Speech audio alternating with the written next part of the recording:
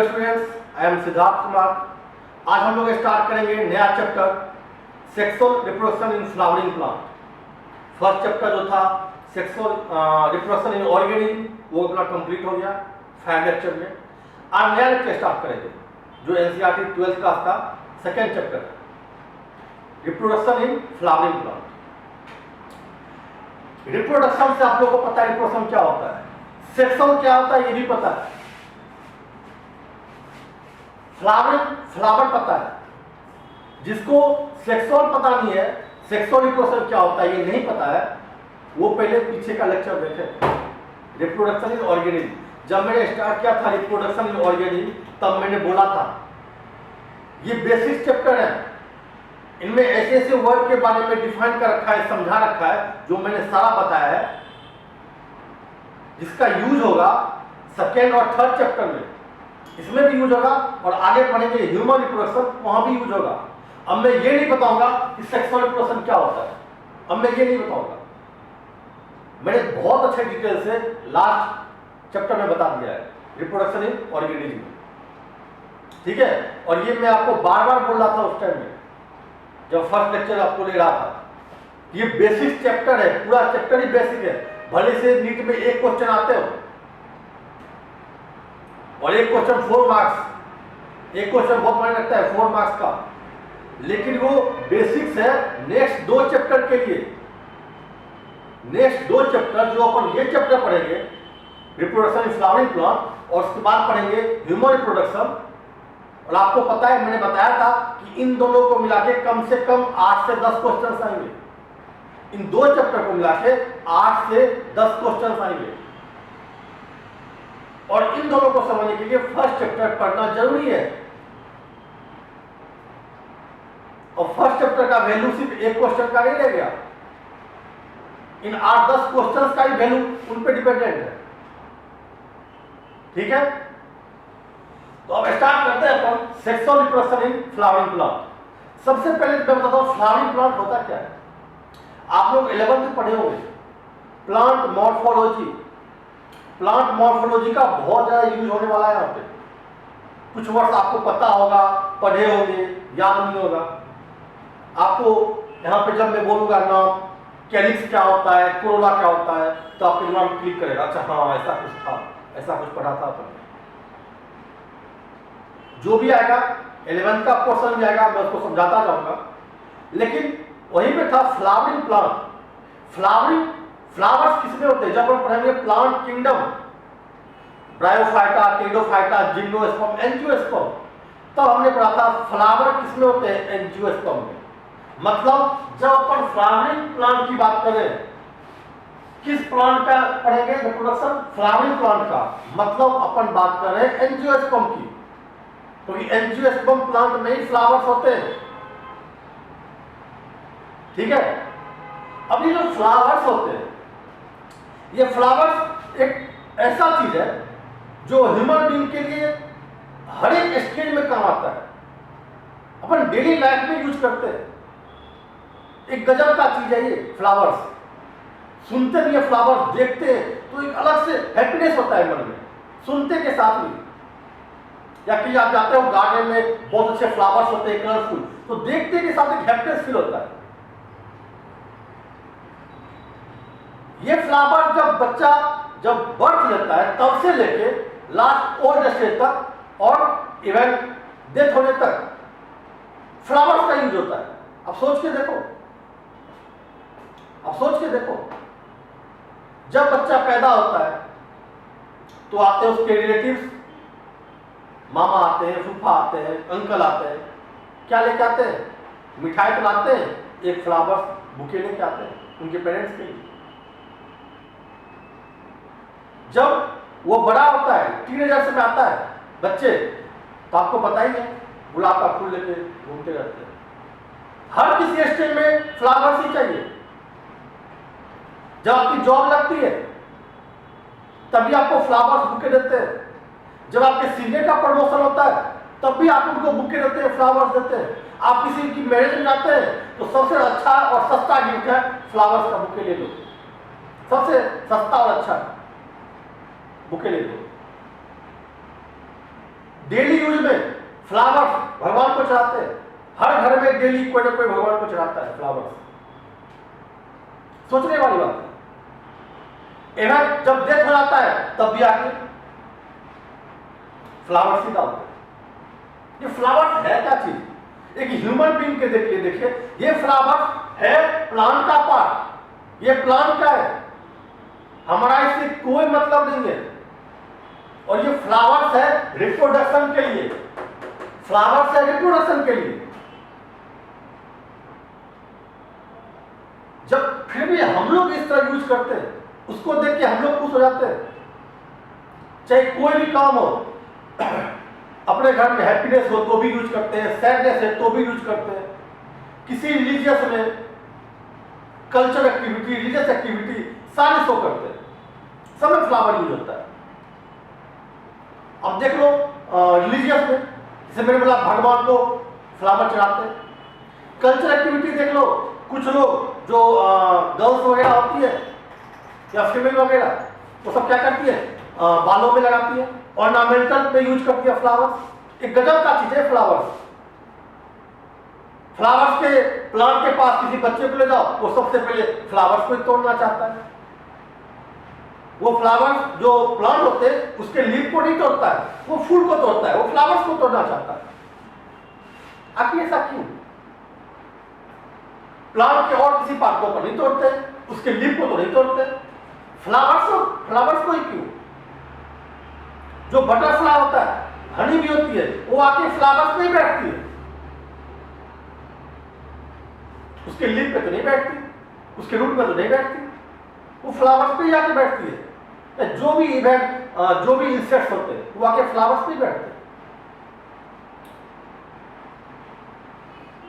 Flowers जो होता है एक्चुअल में प्लांट का रिप्रोडक्टिव ऑर्गन्स होता है।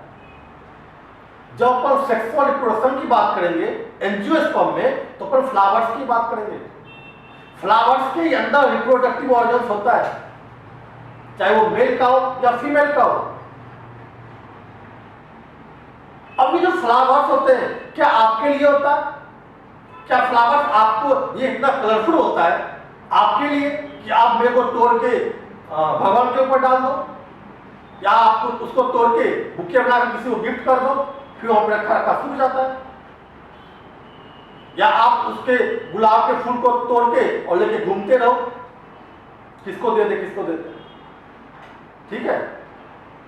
तो फ्लावर्स क्या आपके लिए नहीं होता है? इतने कलरफुल बनते हैं, वो आपके लिए नहीं बनते, वो बनाते हैं सेल्फ के लिए।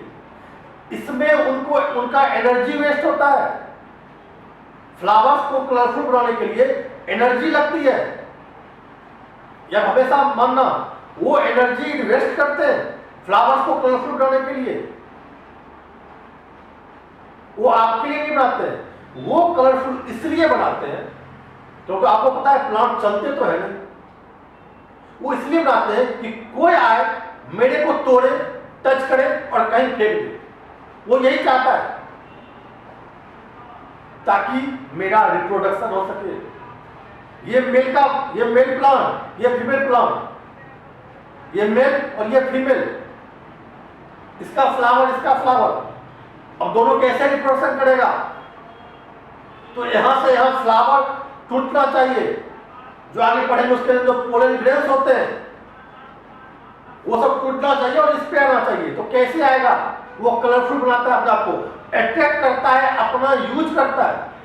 आपको लगता है हम उसका यूज करें, वो अपना यूज कर रहा है एक्चुअल में। वो आपको अट्रैक्ट करता है, वो हनी बी को, इंसेक्ट को अट्रैक्ट करता है, ठीक है? कि आओ मुझे तोड़ो और कहीं फेंक दो, डिस्पर्स करो। हनी बी को बोलता है कि आओ मेरे पर बैठो और घूम के कभी कभी तुम मेरे मेल पार्टनर के ऊपर भी बैठोगे। उसको पता है कि वो बटरफ्लाई को, इंसेक्ट को, हनी बी को अट्रैक्ट करता है।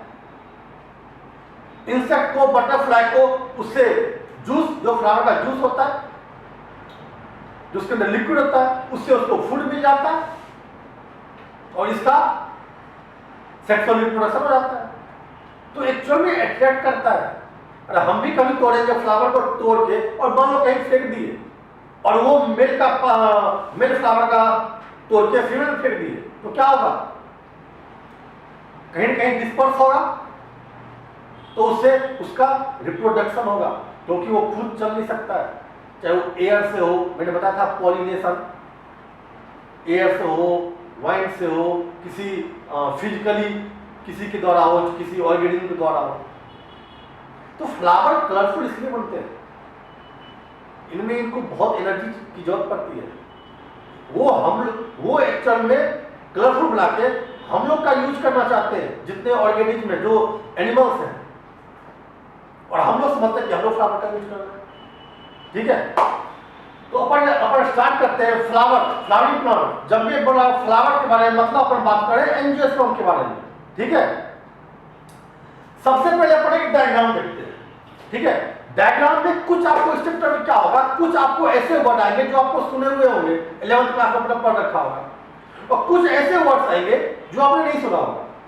उन सब वर्ड्स को आपको पहले दिमाग में बैठ के घर पे शांति से, या तो आप इसको नोटबुक में नोट करें या स्क्रीनशॉट ले, उसको देख के दिमाग में सेव करना होगा। ये मैं आपको पहले बता देता हूं। कुछ वर्ड्स है जो सारे वर्ड्स मतलब क्या, जैसे हमारे अंदर होता है किडनी होता है, लंग्स होता है, इंटेस्टाइन होता है, स्टमक होता है, उसके बाद पैंक्रियाज होता है, लीवर होता है, गल ब्लड होता है, सारे ऑर्गन्स है। ये तो अपने को याद है, ये तो अपने को पता है, हाँ स्टमक क्या होता है, लीवर क्या होता है। बस वैसे ही हम लोगों ने आज तक फ्लावर के बारे में नहीं पढ़ा तो नहीं याद है, बस ये उसको कुछ वर्ड्स है जो फ्लावर्स का पार्ट है, वो आपको याद रखना पड़ेगा। मैं सबसे इजी प्रोसेस बता रहा हूं flowering, reproduction in flowering plant, इस चैप्टर को पढ़ने के लिए। आप जब एनसीईआरटी पढ़ोगे देखोगे बड़े बड़े क्या लिखा हुआ है, कंटिन्यू लिखा हुआ है। मैं आपको नहीं लिखाऊंगा, जिस तरह मैं आपको लिखाया लास्ट लेक्चर में, उस तरह भी मैं नहीं लिखाऊंगा। मैं इतने शॉर्ट में लिखाऊंगा और एक एक वर्ड एनसीईआरटी का लिखाऊंगा, या तो टेबल के फॉर्म में या कैसे भी वर्ड के फॉर्म में, इतना शानदार लिखाऊंगा कि जिसको लगता है कि ये बहुत टफ है या मेरे को समझ में नहीं आ रहा है, उसको सबको यहां पे समझ में आ जाएगा। एनसीईआरटी बिल्कुल लाइन बाय लाइन लिखा हुआ है ऐसे। आप पढ़ना शुरू करोगे तो एक वर्ड पढ़ोगे, स्टामिन पढ़ोगे तो कार्पेट भूल जाओगे, कार्पेट पढ़ोगे तो स्टामिन भूल जाओगे, फिलामेंट ये क्या था, फिलामेंट ऐसे होगा। मैं उसको एक एक जगह सबको कोरिलेट करते हुए, हर एक पार्ट दूसरे पार्ट से कोरिलेटेड है। और मैं आपको चैलेंज करता हूं, आप मेरा लेक्चर देख के जब भी स्टार्ट होगा, आज जो भी हो रहा है, कल जो भी होगा, उसके बाद आप एनसीईआरटी पढ़ो। एनसीईआरटी का एक एक लाइन आपको समझ में आएगा। जो मैं यहां पे पढ़ा दिया ये समझ में आ गया तो एनसीईआरटी का एक लाइन आपसे नहीं छूट सकता है। बिना इसको पढ़े आप एनसीईआरटी पढ़ोगे, आपको समझ में नहीं आएगा। या कोई यदि आप कहीं पढ़ रहा है, आपको लिखा रहा है लाइन बाय लाइन, वो आपको बहुत मुश्किल होगा। मैं आपको कोरिलेट करूंगा, हर एक पार्ट का एक विशेष कोरिलेशन है। पढ़ते जाओगे समझ में आता रहेगा, और एनसीईआरटी पढ़ना बहुत आसान है। ठीक है, तो आज हम कुछ पार्ट्स का नाम जानते हैं फ्लावर्स के बारे में। ठीक है, कुछ आपने सुना होगा, कुछ आप जानते हैं। अपन क्या करते हैं, एक फ्लावर्स होता है, उस फ्लावर्स को अपन काटते हैं क्या, लॉन्गिट्यूडनल में बताया था ऐसे। ये फ्लावर्स है तो ऐसे काटते हैं। ठीक है, ऐसे काट के इसके देखते हैं पीछे क्या है। समझ में आया, ये फ्लावर्स रहा, इसको ऊपर से कट किए, आगे का पार्ट हटा दिए, पीछे का पार्ट दिए। ठीक है, सबसे पहले तो फ्लावर की जो स्टडी करते हैं उसको बोलते हैं एंथोलॉजी। एंथोलॉजी के अंदर आता है। अब ये फ्लावर्स है, ठीक है, इस फ्लावर्स को मैंने लॉन्गिट्यूडनल सेक्शन में कट किया। अब इसके अंदर देखते हैं पीछे में है क्या क्या। सबसे पहले एक वर्ड सुना होगा आपने, थैलेमस। थैलेमस वर्ड सुना होगा, आपके मॉर्फोलॉजी में भी आया होगा। ऐसे उसका स्ट्रक्चर होता है, ऐसा स्ट्रक्चर होता है थैलेमस का, ऐसा स्ट्रक्चर होता है। सबसे नीचे होता है थैलेमस, जहां से फ्लावर्स स्टार्ट होते हैं, और उसी थैलेमस के नीचे जो होता है, ये जो स्टेम होता है फ्लावर्स का, जिसको डंटी बोलते हैं, जिसको पकड़ते हैं, फ्रूट नीचे से पकड़ते हैं, वो ये रहा। ठीक है, और जहां उसके नीचे जहां से फ्लावर्स बनना स्टार्ट होता है, वो रहा थैलेमस।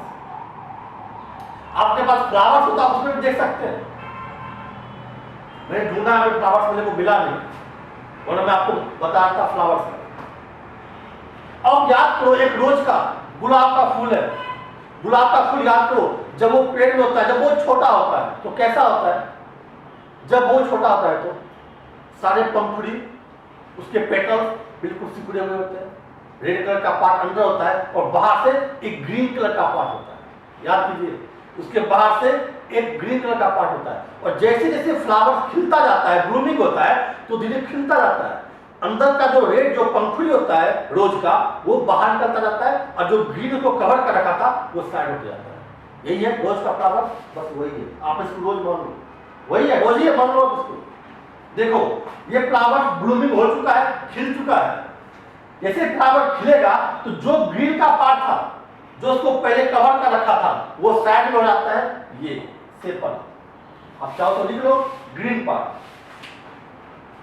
सेपल्स जनरली ग्रीन होता है। मैं आपको इसलिए लिख रहा हूं कि आपको दिमाग क्लिक कर जाए कि सेपल्स क्या था। जो रोज का ग्रीन पार्ट होता है वो सेपल्स है, समझ में आ गया? एक लीफ जैसा होता है, फ्लावर्स के नीचे होता है। चलो ठीक है, ये तो आपका थैलमस हो गया, ये थैलमस हो गया, और थैलमस के ऊपर सारा स्ट्रक्चर बना होता है, ये हो गया सेपल।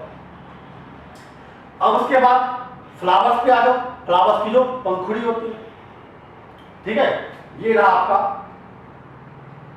गुलाब का फूल का ये पंखुड़ी, इसको बोलते हैं पेटल्स। ग्रीन वाले को सेपल, फ्लावर्स का जो पंखुड़ी होता है उसको बोलते हैं पेटल्स। समझ में आया? अब देखो ये समझ, अब उनके बीच में जो होता है, याद तो फ्लावर के रोज के फ्लावर के बीच में लंबे लंबे पतले पतले निकले होते हैं, और उसमें ऐसे ऐसे दाने जैसे लगे होते हैं। ये रहा, ये रहा, ये होता है एंथर, इसको बोलते हैं फिलामेंट, और इसको दोनों को मिला बोलते हैं स्टामेन। दोनों को मिला के क्या बोलते हैं? Stamen, stamen. ये सिलेंड्रिकल स्ट्रक्चर होता है, इसको बोलते हैं फिलामेंट या स्टॉक बोलते हैं, स्टॉक लाइक स्ट्रक्चर होता है। ये लंबा सा सिलेंड्रिकल स्ट्रक्चर है, स्टॉक लाइक, इसको बोलते हैं फिलामेंट। और उसके ऊपर जो दाना जैसा दिखता है, जो टूटता है, वही एंथर टूटता है। जब बटरफ्लाई बैठती है तो उसके बॉडी में वही चिपकता है, एंथर, ठीक है। ये एंथर जो ऊपर में ये दिख रहा है आपको रेड जैसा सबके ऊपर, इसको बोलते हैं एंथर। और ये पूरे बॉडी को मिला क्या बोलेंगे? स्टामेन। क्या बोलेंगे? स्टामेन। और इसी एंथर के अंदर पोलन ग्रेन्स होते हैं, जो एक्चुअल पार्ट है मेल का, पोलन ग्रेन्स वो इसी एंथर के अंदर होते हैं। वो आगे पढ़ेंगे अपन, पहले अपन समझते हैं, पहले तो नाम याद करते हैं, स्ट्रक्चर कहां पर होता है उसको समझते हैं। समझ में आया? उसके बाद होता है ये बीच का पार्ट, एक बीच का पार्ट देखते हैं। ये बीच का एक सीधा सा पार्ट होता है, उसका सबसे आउटर जो लेयर, सबसे ऊपर का लेयर होता है उसको बोलते हैं स्टिग्मा। क्या बोलते हैं? स्टिग्मा। ये एक रिसेप्टर जैसा होता है, ये एक बेस होता है, ये एक चेयर मान लो। आप याद करो 11th क्लास का लास्ट चैप्टर एंडोक्राइन सिस्टम, आपने पढ़ा था हार्मोन्स के बारे में। हार्मोन्स कैसे यूज होता है? जब बॉडी में हार्मोन्स ब्लड में आता है, वो जाके रिसेप्टर्स पे बाइंड होता है। रिसेप्टर्स, हर एक हार्मोन्स का पर्सनल एक रिसेप्टर्स होता है। आपको पता है हर एक एंजाइम का रिसेप्टर्स होता है। एक रिसेप्टर्स पे दूसरा एंजाइम बाइंड नहीं हो सकता है। याद आया कि जिसका रिसेप्टर्स बना हुआ है वही हार्मोन्स बाइंड होगा, जिसका रिसेप्टर्स बना होगा वही एंजाइम बाइंड होगा। लॉक एंड की हाइपोथेसिस वही यहां पे होता है स्टिग्मा के अंदर, ठीक है। क्या होता है स्टिग्मा में? स्टिग्मा जो होता है ये ऊपर का पार्ट, इस पे आके बाइंड होता है पोलन ग्रेन्स। क्या आके बाइंड होता है? Pollen grains. Pollen grains male का पार्ट होता है और इस पे आके बाइंड होगा, मतलब ये फीमेल का पार्ट इस पे आके बैठता है। तो इस स्टिग्मा पे क्या होता है? पोलन ग्रेन्स आके बाइंड होता है। और ये हमेशा ध्यान रखना कि जो फ्लावर है सेम स्पीसीज का, जैसे मैं बात करता हूं रोज का, तो रोज के स्टिग्मा पे आके रोज का ही, रोज फ्लावर का ही पोलन ग्रेन्स बाइंड होगा। ये आप ध्यान रखना, लोटस का आके बाइंड नहीं होगा। जिस स्पीसीज का है जो फ्लावर है उसी के फीमेल पार्ट पे मेल पार्ट आके बाइंड होगा। बाइंड होने का मतलब ये कि एक दूसरा के बैठेगा, बैठ तो कोई भी जाएगा लेकिन वो अंदर नहीं जाएगा, रिप्रोडक्शन नहीं होगा वो इसके अंदर, ये खुलेगा नहीं, ये ढक्कन है, ये ढक्कन है, ये रास्ता आपको दिख रहा है, ये रास्ता, ये ढक्कन है, ये खुलेगा नहीं। अपना पार्टनर है, ये फीमेल है, ये पहचानती है कि मेरा मेल पार्टनर कौन सा है, उसका पोलन ग्रेन्स आएगा तब तो ये ओपन होगा, इसको जाने देगा, नहीं आएगा ये बंद रहेगा, कोई फायदा नहीं। हर को पता है कि इसका मेल पार्टनर कौन है, इनमें कोई गड़बड़ी नहीं होती है, ठीक है। तो ये क्या है स्टिग्मा, स्टिग्मा पे क्या होता है, पोलन ग्रेन्स बाइंड होता है। आप चाहो तो यहां लिख सकते हो, आप चाहो यहां लिख सकते नोटबुक में,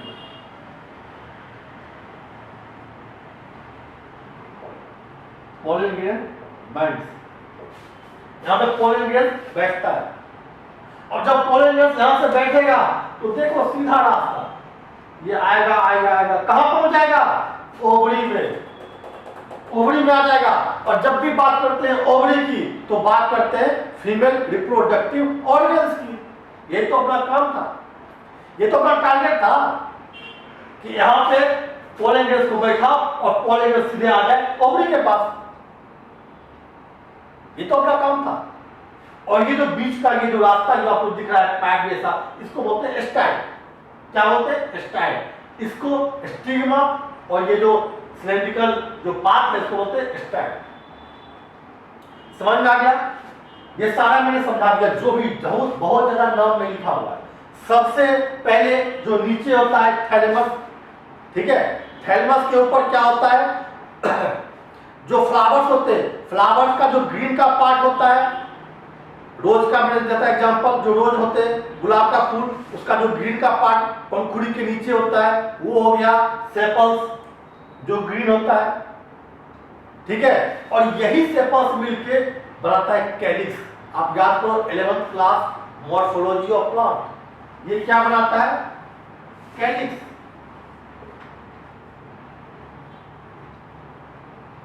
ये फॉर्म करता है क्या, कैलिक्स, ठीक है। तो सबसे पहले सेपल्स, सेपल्स के ऊपर पेटल्स, जो पंखुड़ी, जो कलरफुल पार्ट होता है प्लांट का, जिसको अपन पत्ती बोलते हैं, फूल का पत्ती या पंखुड़ी बोलते हैं, वो पेटल्स, ग्रीन वाला सेपल्स, कलरफुल पार्ट पेटल्स, और इसका जो ग्रुप होता है, पेटल्स का जो ग्रुप होता है उसको बोलते हैं कोरोला। क्या बनाता है ये,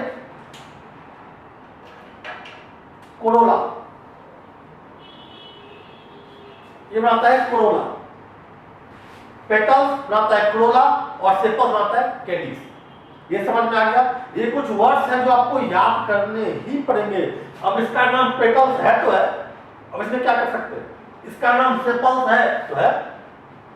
हमारे बॉडी में किडनी है, लीवर है, इंटेस्टाइन है, उसका नाम थोड़ी बदल देंगे, बस वैसे आपको पार्ट याद करना पड़ेगा।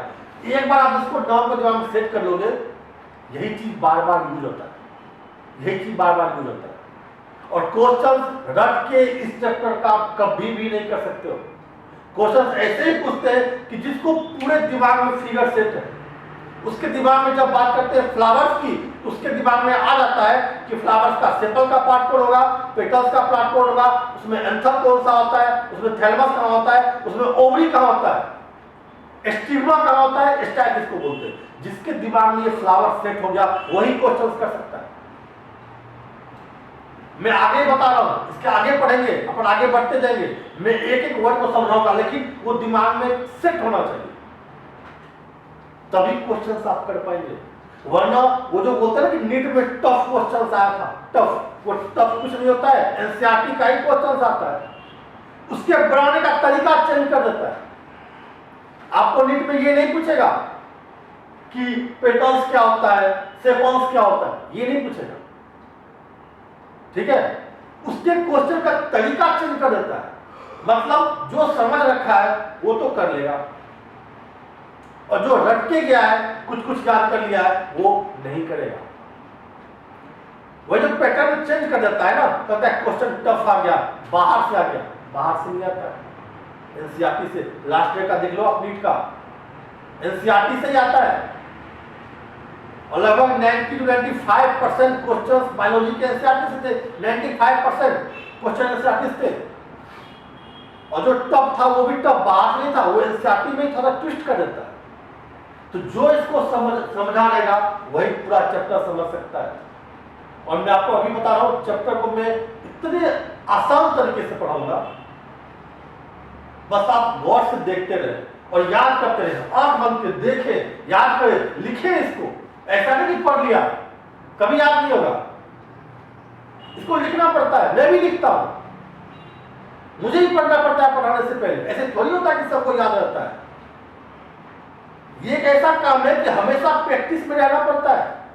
हाँ ठीक है, मुझे आपके तरह नहीं पढ़ना पड़ेगा, लेकिन प्रैक्टिस में तो रहना पड़ता है ना। तो आप इसको लिखे, अपने नोटबुक ले, पेज ले, आपको जैसे लगता है कि हाँ मेरे को याद हो गया, पहले मन में सोचो बंद करके, फिर उसको लिखे आप, डायग्राम बना के देखे कि मैं सारा लगता है कि याद हो गया, लेकिन जब आप पेन चलाने चलोगे ना तो आपका पेन चलेगा ही नहीं। ऐसे करोगे वही रुक जाएगा, ऐसे करोगे फिर देखोगे क्या था, फिर से करोगे, आपका हाथ ही नहीं घूमेगा। जिस दिन आपका हाथ फ्री हैंड घूमने लगा और लिखने लगे, समझो आपको आ गया। यदि आप ये बंद करके अपने मन से पूरा डायग्राम बना दिया, सबका नाम लिख दिया और सब कुछ समझ लिया कि हाँ स्टिग्मा पे क्या होता है, एंथर के अंदर क्या होता है, ये समझ गए तो आपको आ गया। आप प्रैक्टिस करें घर पे, ठीक है। तो मैंने क्या बोला, सबसे नीचे थैलेमस, जिसमें उसका स्टेप लगा होता है। थैलेमस के ऊपर क्या होता है, दोनों साइड से सेपल्स, उसके ऊपर पंखुड़ी होता है, उसको बोलते हैं पेटल्स। इतना हो गया। अब आ जाओ बीच में, बीच का एक लंबा सा सिलेंडर होता है, ठीक है, जहां पे आके ऊपर में, यहां पे आके ऊपर में पोलन ग्रैंड बाइंड होगा, इसको बोलते हैं स्टिग्मा। और ये लंबा सा जो पाइप है इसको बोलते हैं स्टाइल। और ये लंबा पाइप जो सिलेंडर का स्ट्रक्चर है वो कहां पे जाएगा, तो ओवरी में। स्टिग्मा पे बाइंड होगा, वो देखेगा फ्लावर्स, हाँ ये मेरा अपना मेल पार्टनर है, ये हमारे स्पीसीज का है, ओपन करेगा, जाओ भैया जाओ, वो चला जाएगा ओवरी के पास। और ओवरी में तो पता ही है फीमेल रिप्रोडक्टिव ऑर्गन होता है, वहां पे ओव्यूल्स बनते हैं। तो ये डंडा सामने मालूम हो गया, बीच का पार्ट स्टिग्मा, स्टाइल, ओवरी, ठीक है। और इसके साइड से जो हम दानेदार निकले होते हैं, जो साइड से निकले होते हैं, जो चिपक जाता है बॉडी पे, हाथ में लग जाता है, वो क्या है, वो है एंथर। फिलामेंट इसको बोलते हैं स्टामेन, मतलब इसको पूरा बोलते हैं स्ट्रक्चर, इसको पूरा स्ट्रक्चर बोलते हैं। इसको क्या होता है, स्टामेन होता है। स्टामेन आपको बोलेगा स्टामेन क्या होता है, आपको जब तक कौन क्लिक करेगा डायग्राम में, अच्छा स्टामेन वो इसमें एंथर लगा होता है। हाँ स्टामेन मतलब ऊपर में एंथर, जो रेड वाला है ऊपर में एंथर और नीचे स्टाइल, सॉरी फिलामेंट, ऊपर में एंथर और नीचे फिलामेंट या स्टॉक बोलते हैं। और इन दोनों को बुला क्या बोलते हैं, स्टामेन। समझ में आ गया। और लास्ट में ये ओवरी आपको बता ही दिया, ये होता है ओवरी। आज मैंने बहुत ज्यादा कुछ भी नहीं पढ़ाया, काफी शॉर्ट में पढ़ाया। आपको ये वर्ड याद करना पड़ेगा। नेक्स्ट लेक्चर में ये सारे वर्ड्स का यूज होगा, ठीक है। ये सारे वर्ड्स यूज में आएंगे। यही अपन स्टामेन से स्टार्ट करेंगे और एंथर, फिलामेंट और स्टामेन, ये तो आगे बढ़ता ही जाएगा। आप चाहो तो लिख भी लो एक वर्ड और, स्टामेन क्या बनाता है, androecium.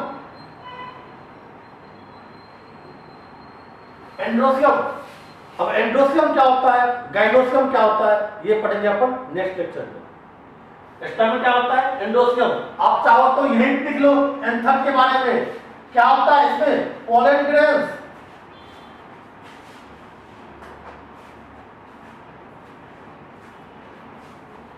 Anther form pollen grains. यही पढ़ने का तरीका होता है, यही पढ़ने का तरीका है। मैं भी यहीं तक सोच के आया था कि यही पढ़ाऊंगा, लेकिन जब बात करने लगते हैं तो बहुत कुछ आगे निकल जाता है। यही तरीका है, सब एक दूसरे से कनेक्ट है। आप ऐसे पढ़ो, जब आप पढ़ोगे एंडोसियम के बारे में पढ़ेंगे, एंडोसियम में क्या होता है, तो आप एक ही जगह पे सब कुछ समझ सकते हो। जहां भी डायग्राम बनाओ, क्लीन बनाओ, स्पेस देख के बनाओ, नीचे स्पेस छोड़ा करो।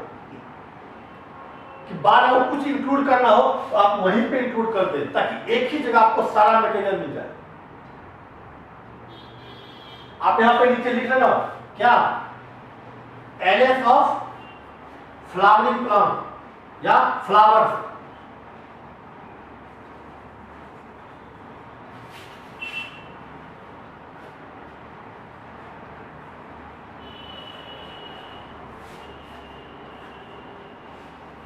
एलियास ऑफ फ्लावर्स, एलियास मतलब लॉन्गिट्यूडनल सेक्शन, लॉन्गिट्यूडनल सेक्शन। जैसे लॉन्गिट्यूडनल काटे थे ना इसको, फ्लावर्स को मैंने कैसे काटा था, ऐसे लॉन्गिट्यूडनली, तो लॉन्गिट्यूडनल सेक्शन ऑफ फ्लावर्स। ठीक है, ये सारे वर्ड आपको याद करने पड़ेंगे, समझने पड़ेंगे और आंख बंद करके सोचने पड़ेंगे और फिर स्वरूप में बनाना पड़ेगा। समझ में आया?